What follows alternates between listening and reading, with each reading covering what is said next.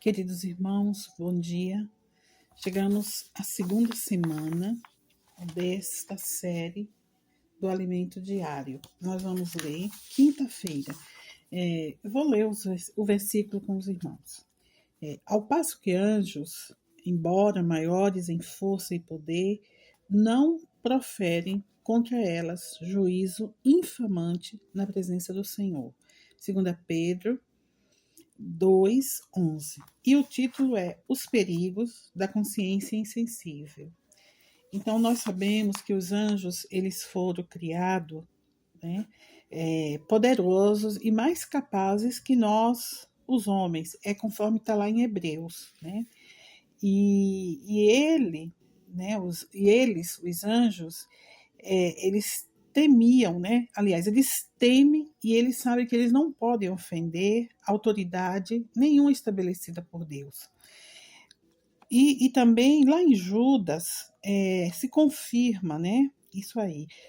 O arcanjo Miguel, quando contendia com o diabo e disputava o corpo de Moisés, em nenhum momento ele não se atreveu a proferir juízo infamatório, né, contra Satanás. Pelo contrário, ele disse: o Senhor te repreenda. Mesmo Miguel tendo, né, uma posição de destaque, né, o arcanjo Miguel ele não proferiu, né, juízo nenhum contra Satanás, né, mesmo ele tendo uma posição de destaque. E nós vemos que o contrário disto são os falsos mestres, né? Eles difamam e caluniam toda a autoridade instituída por Deus, né? No entanto, né, Pedro, após mencionar esse contexto, né, ele fala de uma maneira contundente sobre os falsos mestres. Eu vou ler rapidamente para os irmãos. Pedro fala assim, 2 Pedro 2, 12 e 13. Esses, os falsos mestres, né? Todavia, como brutos e irracionais, naturalmente feitos para presa e destruição, falando mal daquilo em que são ignorantes, na sua destruição também hão de ser destruídos. Quer dizer, eles vão receber injustiça por salário, né, da injustiça que praticam, né? Então, Pedro comparou esses falsos mestres como animais sem consciência, né? Que agem, né, por instinto e refletidamente, quer dizer, eles não refletem, eles não pensam, né? E diferente dos animais, o homem, nós temos consciência, né? Mesmo depois que teve a queda, Deus ele não abandonou o homem totalmente, ele preservou, né, uma lei em sua mente que regula e não deixa afundar de vez, destruindo. Essa lei que regula, né, é a consciência, né, que regula, né, nossa mente. Então, aqui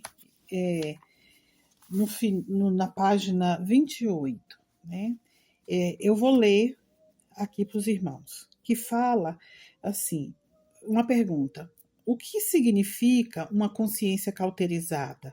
É quando a gente sente, quando a gente leva, né, uma queimadura, a parte do corpo que ficou queimada, ela perde, né, toda a sensibilidade. Então, a consciência nossa também é assim. E por vezes nós ignoramos e desprezamos, aí ela fica cauterizada, né? Então, o que Deus quer nessa época é que nós não tenhamos essa consciência cauterizada, que sejamos sensíveis, né, ao que Deus tem falado para nós e mostrado. Eu vou ler o último parágrafo com os irmãos. Por ser frequentemente ignorada e desprezada, a consciência fica cauterizada. Então, toda a sensibilidade a pessoa perde e passa a agir livremente, de acordo com as suas paixões carnais. Pedro diz que tais pessoas que seguem a natureza caída são presas para a destruição. Elas acham que podem livremente falar mentiras, difamar pessoas e autoridades, mas na verdade são presas para a destruição. né? Quando a consciência não atua, a pessoa fica sem freio e acha que pode fazer qualquer coisa. Graças ao Senhor, nosso coração visa fazer a vontade de Deus. Desejo para os irmãos uma quinta-feira de paz, né? Que o Senhor Jesus continue cuidando da nossa mente e dando-nos sempre uma consciência sensível. Amém.